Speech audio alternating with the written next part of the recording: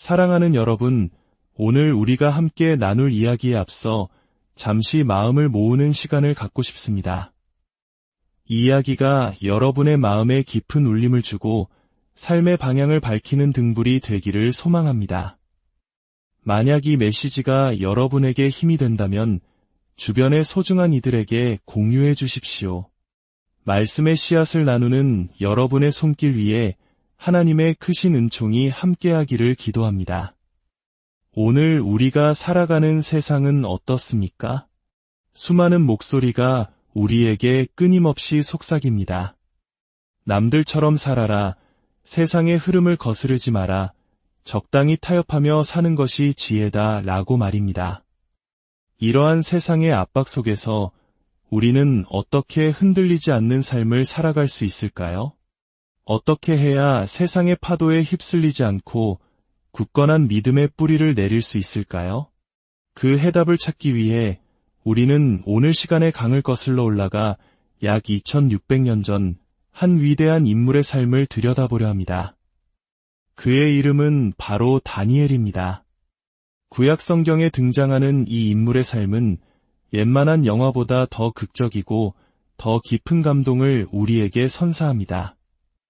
15살의 어린 나이에 포로로 끌려가 85세의 노인이 되기까지 그의 70년 인생은 정치적 음모와 죽음의 위협, 그리고 그 모든 것을 뛰어넘는 경이로운 용기로 가득 차 있습니다. 이야기의 배경은 이렇습니다. 당시 이스라엘 민족은 영적으로 깊은 침체에 빠져 있었습니다. 하나님을 등지고 우상을 숭배하며 도덕적으로 타락하고 사회적 불의를 저질렀습니다. 이는 오늘날 우리가 사는 세상의 모습과도 크게 다르지 않아 보입니다. 하나님께서는 예레미야, 이사야와 같은 선지자들을 통해 계속해서 경고하셨습니다. 돌이키지 않으면 우리는 자유를 잃고 이 땅에서 쫓겨나게 될 것이다. 하지만 그들은 귀를 닫았고 결국 하나님의 경고는 현실이 되었습니다.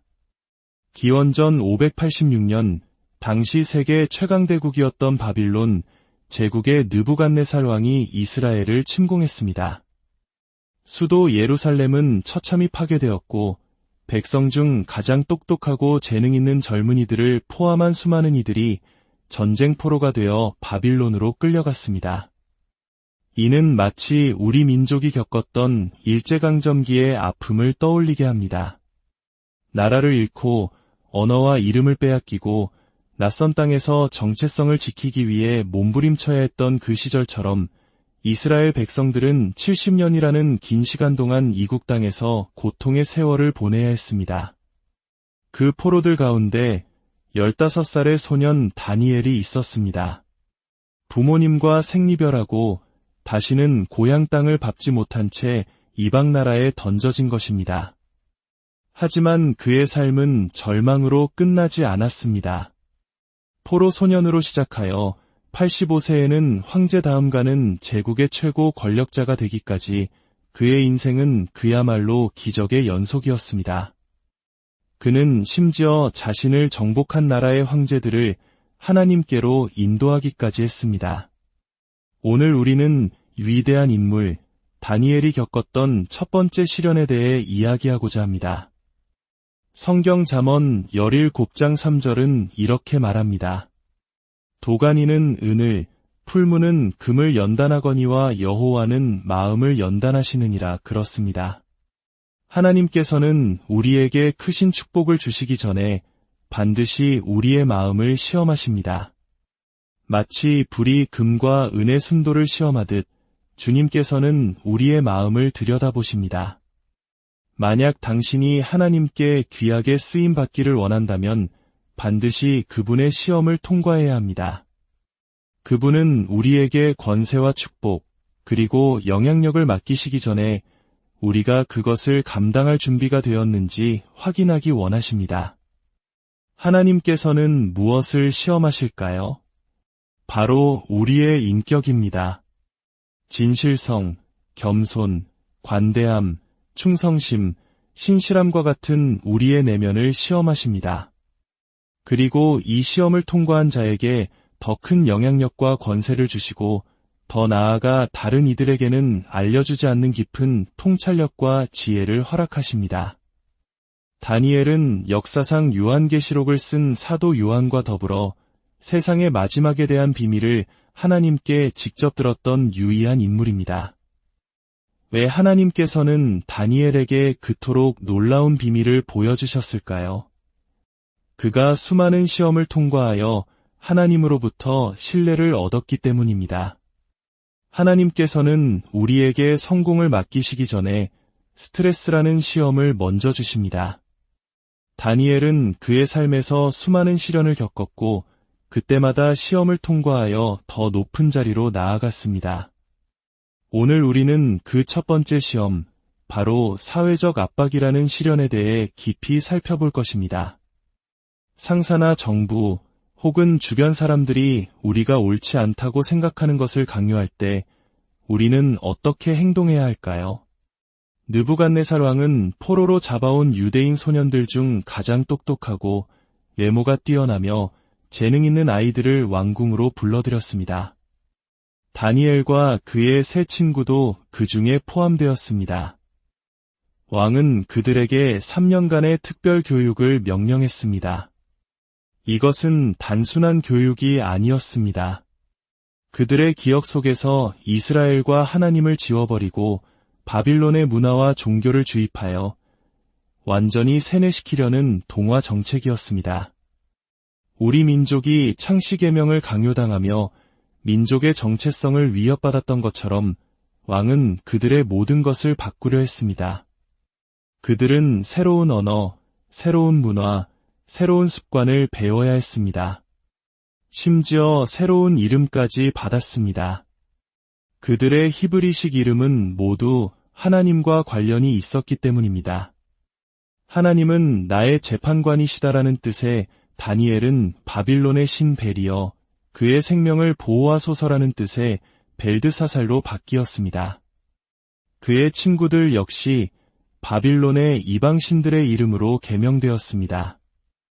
이것은 그들의 영적 정체성을 뿌리째 뽑아버리려는 시도였습니다. 그리고 왕은 그들의 식단까지 바꾸라고 명령했습니다. 더 이상 유대인의 율법에 따른 정결한 음식을 먹지 못하고 오직 왕의 식탁에 오르는 음식과 포도주만을 먹어야 했습니다. 이것은 왕이 베푸는 대단한 특혜처럼 보였습니다. 하지만 바로 이 지점에서 15살 소년 다니엘은 그의 인생을 건 위대한 결단을 내립니다. 다니엘서 1장 8절은 이렇게 기록합니다. 다니엘은 뜻을 정하여 왕의 음식과 그가 마시는 포도주로 자기를 더럽히지 아니하리라 하고 자기를 더럽히지 아니하도록 환관장에게 구하니 자기를 더럽히지 않는다는 것은 무슨 의미일까요? 이것은 단순히 음식을 가리는 문제가 아니었습니다. 그것은 순수성을 잃고 오염되는 것을 의미합니다. 깨끗한 강물에 폐수를 쏟아붓는 것처럼 자신의 영혼을 더럽히는 행위를 거부하겠다는 결단이었습니다. 다니엘이 왕의 음식을 거부한 데에는 3가지 이유가 있었습니다. 첫째는 건강상의 이유입니다. 왕의 음식은 기름지고 자극적이었으며 건강에 좋지 않았을 가능성이 높습니다. 둘째는 민족적, 문화적 이유입니다. 하나님께서는 이스라엘 백성에게 그들이 구별된 민족임을 잊지 않도록 특별한 음식 규례, 즉 코셔 율법을 주셨습니다. 바빌론의 음식은 이 율법에 어긋나는 것이었습니다. 하지만 가장 중요한 3번째 이유는 영적인 것이었습니다. 이것은 다니엘의 정체성에 대한 정면 공격이었습니다. 왕의 음식을 먹는다는 것은 바빌론의 문화와 가치관, 그리고 그들이 섬기는 우상까지 받아들이겠다는 상징적인 행위였습니다. 다니엘은 바로 이 지점에서 타협할 수 없었습니다. 이 첫 번째 시험을 통해 다니엘은 하나님께서 축복하시는 4가지 중요한 성품을 보여줍니다. 우리 역시 이 성품들을 삶에서 키워나갈 때 하나님의 놀라운 축복과 인도를 경험하게 될 것입니다. 첫 번째 성품은 진실성, 즉 자신의 정체성을 잃지 않는 것입니다. 다니엘은 말했습니다. 당신들이 내 주소를 바꾸고 내 옷을 바꾸고 내 이름을 바꿀 수는 있어도 내 마음과 내 신앙은 결코 바꿀 수 없습니다. 그는 세상의 가치에 자신을 맞추기를 거부했습니다. 성경 로마서 12장 2절은 말합니다. 너희는 이 세대를 본받지 말고 오직 마음을 새롭게 함으로 변화를 받아 하나님의 선하시고 기뻐하시고 온전하신 뜻이 무엇인지 분별하도록 하라. 우리 앞에는 두 가지 선택이 있습니다. 세상에 동화될 것인가, 아니면 하나님 안에서 변화될 것인가. 세상 사람들과 똑같이 생각하고 똑같이 말하고 똑같이 행동하며 세상에 순응할 수 있습니다. 하지만 우리가 하나님의 말씀으로 변화될 때 비로소 우리를 향한 그분의 뜻을 알게 될 것입니다. 두 번째 성품은 절제력입니다. 다니엘은 자신의 욕망과 식욕을 통제했습니다. 생각해 보십시오. 15살 소년이 부모의 감독도 없이 세상에서 가장 강력한 왕이 제공하는 온갖 특혜와 쾌락을 거절하는 것이 얼마나 어려운 일이었을까요? 권력, 명예, 즐거움이 눈앞에 펼쳐져 있었습니다. 왕궁의 호화로운 생활과 최고급 요리들이 그를 유혹했습니다. 오늘날에도 너무 이른 나이에 큰 성공을 거둔 젊은 운동선수나 연예인들이 유혹을 이기지 못하고 한순간에 무너지는 경우를 우리는 종종 봅니다. 하지만 다니엘은 놀라운 절제력을 보여주었습니다. 그는 느부갓네살 왕에게 이렇게 말하는 것과 같았습니다. 왕이시여, 하나님께서 저를 이곳에 보내셨으니 당신을 섬기겠습니다. 하지만 저는 당신에게 빚지지도 동화되지도 유혹당하지도 않을 것입니다. 저는 바빌론 사람이 아니라 하나님의 사람인 유대인이라는 사실을 결코 잊지 않겠습니다. 세 번째 성품은 용기입니다. 홀로 설 수 있는 용기 말입니다.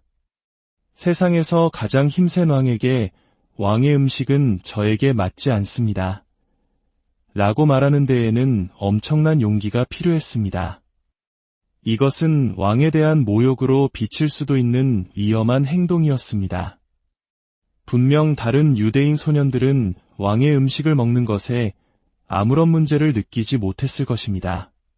그들은 아마 다들 그렇게 하는데 너만 왜 유난을 떠느냐? 고 말했을지도 모릅니다. 하지만 다니엘은 모두가 하는 일이라고 해서 그것이 옳은 일은 아니라는 것을 알았습니다.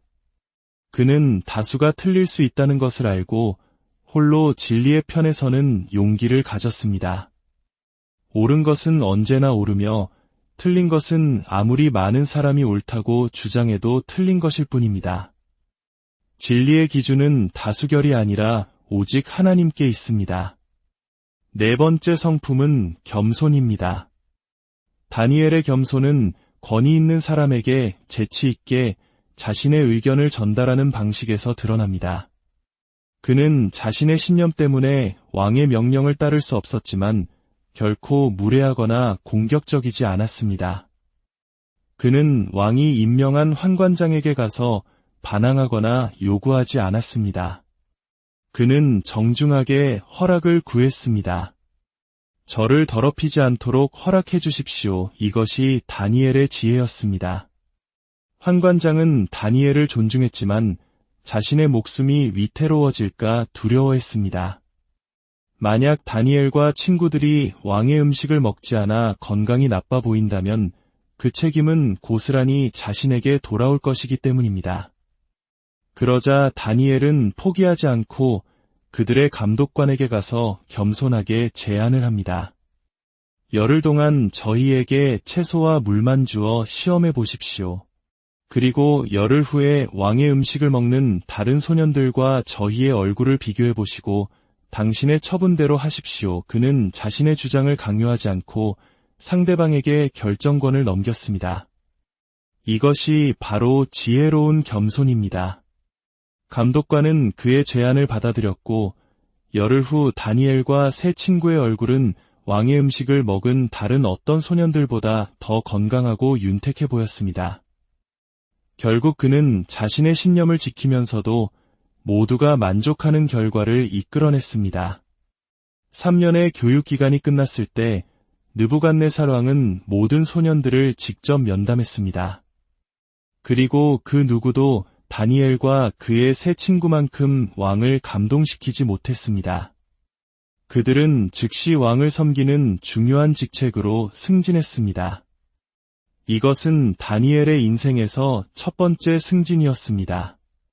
그는 자신의 신념을 타협하지 않으면서도 하나님을 대적하는 이교도 문화 속에서 놀랍게 번성하기 시작했습니다. 사랑하는 여러분, 우리도 살아가면서 양심에 어긋나는 일을 요구받을 때가 있을 것입니다. 그때 우리는 다니엘처럼 지혜롭게 대처해야 합니다. 먼저 평소에 책임감 있는 사람이라는 평판을 쌓아야 합니다.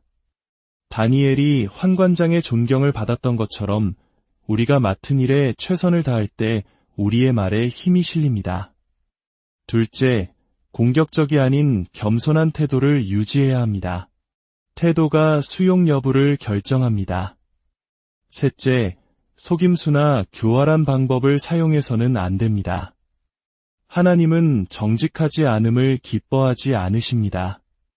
넷째, 상대방의 목표와 이익에 호소해야 합니다. 다니엘은 건강이라는 공동의 목표를 가지고 대화의 물꼬를 텄습니다. 다섯째, 적절한 장소와 시간, 그리고 말을 선택해야 합니다. 공개적인 장소에서 상대를 비난하는 것은 상황을 악화시킬 뿐입니다.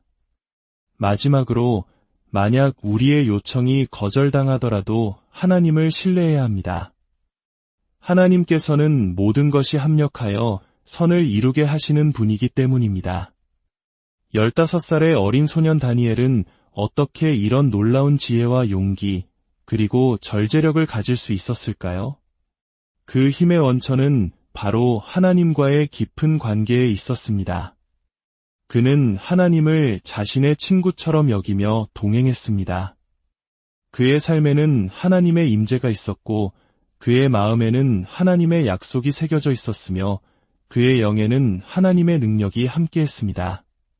그렇기에 그는 두렵지 않았습니다. 우리 역시 홀로 서야만 하는 순간을 마주할 때 4가지 사실을 기억해야 합니다. 첫째, 예수님께서 나와 함께 하십니다.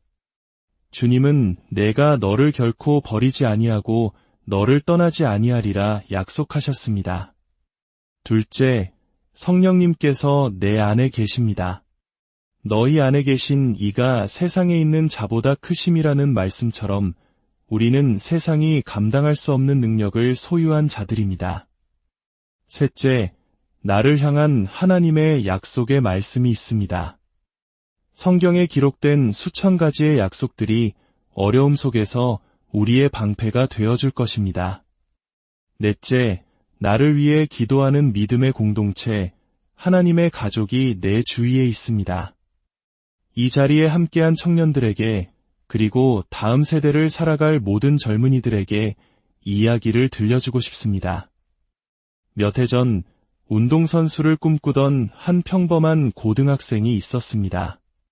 그는 운동부의 일원이라는 소속감을 사랑했지만 경기 후 벌어지는 술자리와 유혹들 앞에서 늘 갈등해야 했습니다. 친구들은 진짜 남자가 되려면, 진짜 우리 편이 되려면 너도 우리처럼 해야 한다. 그를 압박했습니다. 그는 소외될지 모른다는 두려움과 인기를 얻고 싶은 욕망 사이에서 괴로워했습니다. 그러던 어느 날 그는 내가 무언가를 위해 서지 않는다면 너는 어떤 것에도 넘어지게 될 것이다. 라는 말씀을 떠올렸습니다. 그 말씀은 그에게 용기를 주었습니다.